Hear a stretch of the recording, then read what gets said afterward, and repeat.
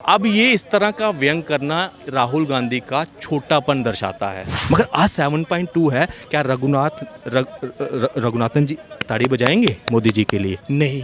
Congress party उसको as a tool use कर रही है। हमने उनकी भारत जोड़ो यात्रा में देख लिया। राम भगवान का भी जब उनको राज्य अभिषेक हुआ था ना, तो सिंगोल उनको भी दिया गया था। जो 28 तारीख को जो उद्घाटन हुआ है, क्या ये 29 तारीख को वहाँ नहीं बैठने वाले थे? ये उसका टोटली बहिष्कार कर रहे थे, सिर्फ एक दिन के लिए था। देश को गर्वित करने वाले ये रेसलर थे, क्या ये अगला दिन नहीं चुन सकते थे? देश का इतना महत्वपूर्ण दिन था, इनको गर्वित होना चाहिए था ना।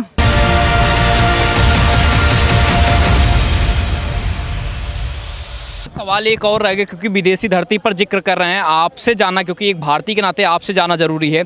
वो कह रहे हैं कि भारत में ऐसा हो गया है कि प्रधानमंत्री नरेंद्र मोदी की इतनी तारीफ करनी है कि अगर भगवान भी उनके सामने आ जाए या प्रधानमंत्री नरेंद्र मोदी खुद उनको बताएंगे कि कैसे करना है, दुनिया की संरचना कैसे करना है। इतना बढ़ा चढ़ाकर मोदी जी को अब दिखाया जा रहा है इंडिया में कि अब उनके अलावा कोई है ही नहीं, किसी की राय माननी ही नहीं है, भगवान उन्हीं को बना दिया गया है इंडिया में। आपका क्या कहना है? पहले तो मैं, अगर राहुल गांधी ये समझते ना कि अगर पुराना उनको अपना कल्चर, अपना इतिहास पता है, तो एक प्रधानमंत्री मतलब एक देश का राजा ही, उन्होंने तो अपने आप को कभी राजा कहा ही नहीं, उन्होंने सेवक कहा। मगर उनकी अलग देखा जाए तो उनके मंत्रिमंडल अगर देखा जाए तो पूरा जैसे राजा महाराजा होते थे ना। तो अगर आप इंडियन कल्चर पढ़ते हैं तो उसमें कहा था कि राजा भगवान का प्रतिनिधि है, वो न्याय भी देगा, वो व्यवस्थाएं भी बर्बाद करेगा। मानते हैं आप चीज़? अगर हिंदू धर्म को मानते हैं तो इस चीज़ का आपको ज्ञान होगा। अब ये इस तरह का व्यंग करना राहुल गांधी का छोटापन दर्शाता है। मुझे एक चीज़ बताइए, एक आदमी का तारीफ इसलिए हो रहा है कि जब पूरा देश क्राइसिस, पूरा वर्ल्ड क्राइसिस में है ना, न्यूजीलैंड बर्बादी के तौर पर है, अमेरिका 2% से जीडीपी चल रहा है उसको रिसेशन का खतरा, ब्रिटेन में, फ्रांस में वो डील हमारे साथ क्रैक करने में जोर दौड़ कर रहे हैं कि जो टाटा की अभी एविएशन डील है, जो उसके लिए इतना दौड़बाज वो कर रहे थे कि हमारी इनके साथ हो जाए कुछ पार्ट। ये वो किस लिए? क्योंकि उनको डर है रिसेशन का, वो रिसेशन से गुजरने वाले हैं। मगर भारत में 0% रिसेशन है और जीडीपी ग्रोथ 7.2 और नेक्स्ट ईयर 6.7 से 7% की ग्रोथ का अनुमान है। यही जो हमारे आरबीआई के पूर्व चेयरमैन थे, रघुराजन जी थे ना, वो कहते हैं कि इट इज़ वेरी, अगर हम बहुत लकी होंगे अगर 5% भी पहुंच जाए भारत की। मगर आज 7.2 है, क्या रघुनाथन जी ताड़ी बजाएंगे मोदी जी के लिए? नहीं। वो भी आज एक तरह का मतलब एक एज ए टूल यूज़ हो रहे हैं। कांग्रेस पार्टी उसको एज ए टूल यूज़ कर रही है। हमने उनकी भारत जोड़ो यात्रा में देख लिया। वो वेट कर रहे हैं कि भारत जो है कंगाली की ओर तर जाए। मगर मोदी जी की नीतियाँ जो आज आपको कड़वी लग रही हैं ना कहीं किसी एक फेस में आपको कड़वी लग रही हैं, मगर आज उसका असर दिख रहा है।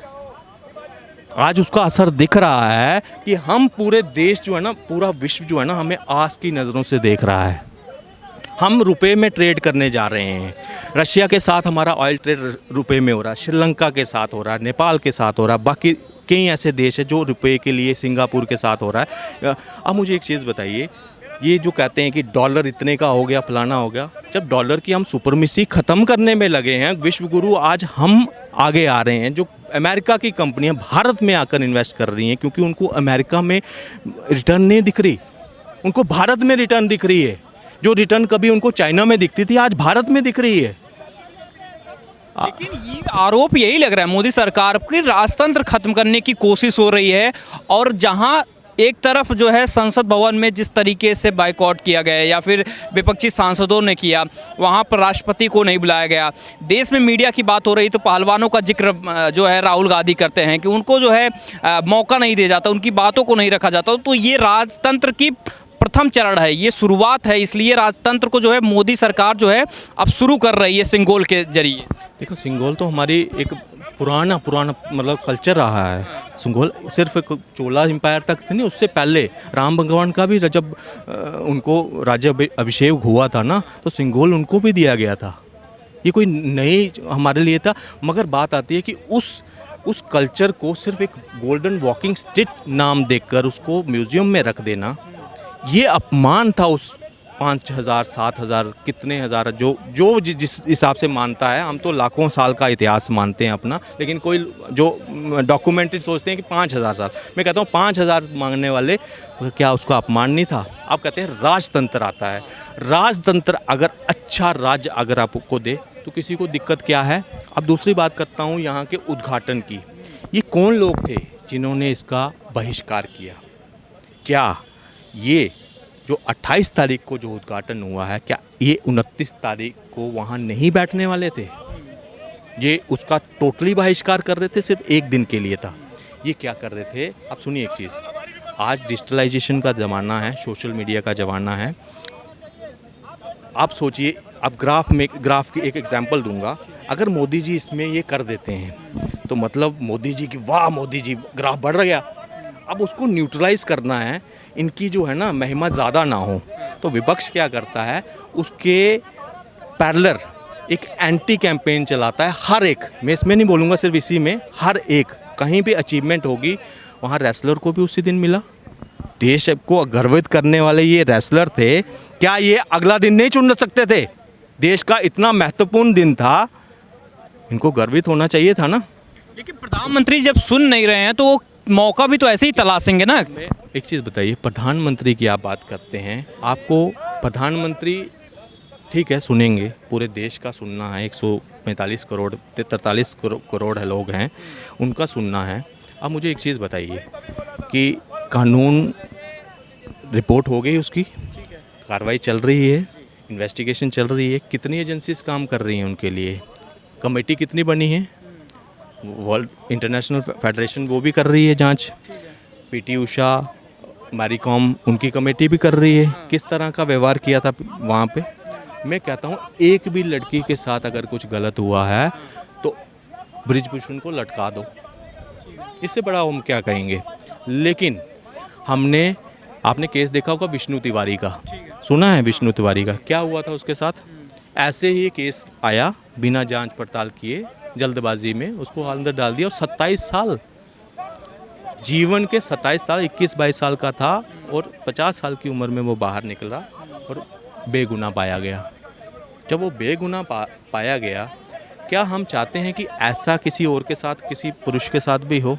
अगर आपको पास्को एक्ट है, आपके पास एविडेंस है, 1000 लड़कियां अगर आप बोलते हो, मैं कहता हूँ 1000 लड़कियों की तो बहुत दूर की बात है, एक लड़की भी अगर है, हम उसके साथ खड़े हैं, पूरा देश खड़ा है, मगर मुंह से बोलना, मैं आपके ऊपर आरोप लगा देता हूँ और मैं तथ्य नहीं प्रोवाइड करवाता हूँ, और जो तथ्य मिलते हैं वो मैनिपुलेटेड मिलते हैं।